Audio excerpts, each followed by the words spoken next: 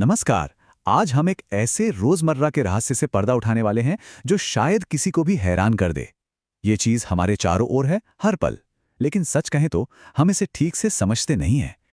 तो सवाल यह है कि जब कोई स्विच दबाता है तो बत्ती पलक झपकते ही कैसे जल जाती है।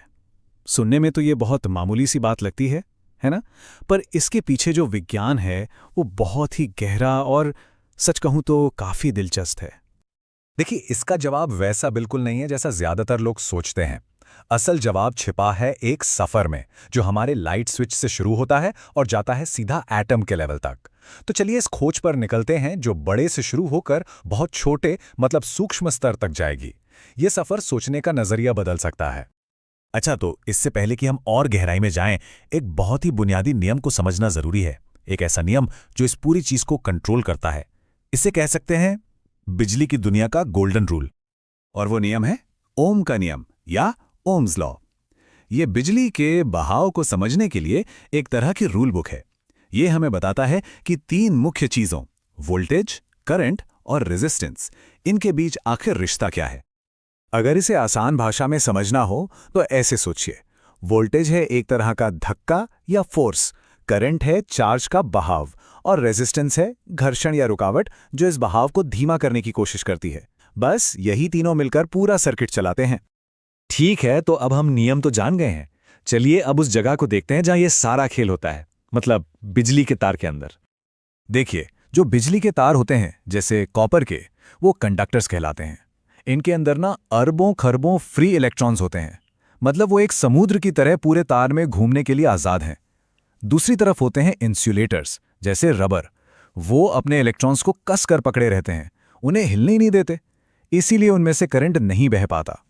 तो इसका मतलब ये हुआ कि तांबे के तार के अंदर जो ये फ्री इलेक्ट्रॉन्स का समंदर है ना, असल में वही करंट को एक जगह से दूसरी जगह ले जाता है। यही हमारे सर्किट के असली हीरो हैं।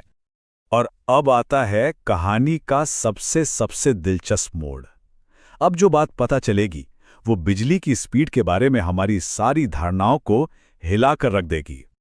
जरा सोचिए, अगर ये इलेक्ट्रॉन ही करंट को ले जाते हैं तो बत्ती को फौरन जलाने के लिए इन्हें असल में कितनी तेजी से भागना पड़ता होगा। क्या लगता है, लाइट की स्पीड के बराबर? जवाब चौंकाने वाला है। एक आम कॉपर के तार में एक अकेले इलेक्ट्रॉन की जो औसत रफ्तार होती है, जिसे टेक्निकली ड्रिफ्ट वेलोसिटी कहते हैं, वो होती है सिर्फ 1.1 मिलीमीटर प्रति सेकंड। जी हां, एक सेकंड में सिर्फ 1 मिलीमीटर। ये तो अविश्वसनीय रूप से धीमा है।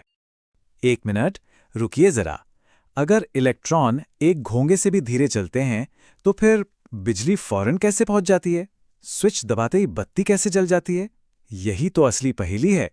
इसका मतलब यहां कुछ और ही हो रहा है। तो राज ये है कि असली हीरो एक अकेला इलेक्ट्रॉन नहीं है। असली हीरो है इलेक्ट्रिक फील्ड, यानी विद्युत क्षेत्र। ये एक अदृश्य ताकत है जो लगभग तुरंत, मतलब लाइट की स्पीड से पूरे तार में फैल जाती है, और ये एक तरह का डोमिनो इफेक्ट शुरू करती है।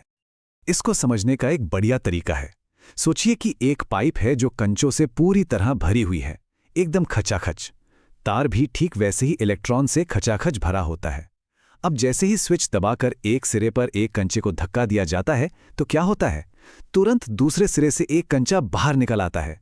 भले ही हर एक कंचा अपनी जगह से जरा सा हिला हो, लेकिन जो धक्का है वो लगभग फौरन दूसरे सिरे तक पहुंच गया।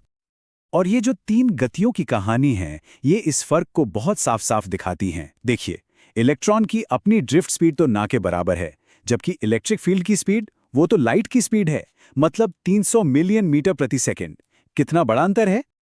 तो ठीक है, अब हम माइक्रोस्कोपिक लेवल पर तो ये समझ गए हैं कि मामला क्या है। अब जरा देखते हैं कि असल दुनिया में बड़े पैमाने पर इसका क्या असर होता है। तो ये जो पावर है जो उस इलेक्ट्रिक फील्ड के धक्के और बहने वाले इलेक्ट्रॉन से पैदा होती है, असल में वही सारा काम करती है। यही पावर है जो बिजली के बल्ब के कॉइल को गर्माकर उसे रोशन कर देती है या टोस्टर को गर्म करती है। लेकिन इस पावर के साथ एक दिक्कत भी है। जब करंट तारों से बहता है तो कुछ ऊर्जा गर्मी के रूप में जाया हो जाती है, खो जाती है। इसे ओमिक लॉस कहते हैं, और ये बिजली को लंबी दूरी तक भेजने में एक बहुत बड़ी चुनौती है। तो सवाल यह है कि इस बर्बादी को कम कैसे किया जाए। जवाब फिर से फिजिक्स में ही छिपा है। देखिए, जो पावर लॉस होता है वो करंट यानी आई के स्क्वायर के बराबर होता है। इसका सीधा सा मतलब है कि अगर करंट को जरा सा भी कम कर दें तो लॉस बहुत ज्यादा कम हो जाएगा। और हम जानते हैं कि पावर होती है वोल्टेज गुणा करंट।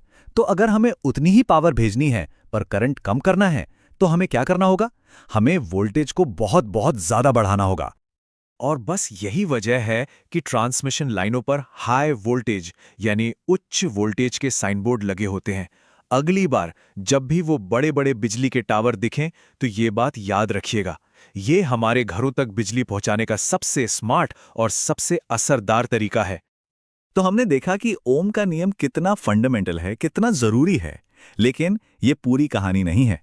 कुछ ऐसे भी मटेरियल्स और हालात होते हैं जहां ये नियम काम नहीं करता, और वहीं से फिजिक्स की एक और भी ज्यादा गहरी और दिलचस्प दुनिया का दरवाजा खुलता है। लेकिन वो कहानी फिर कभी और।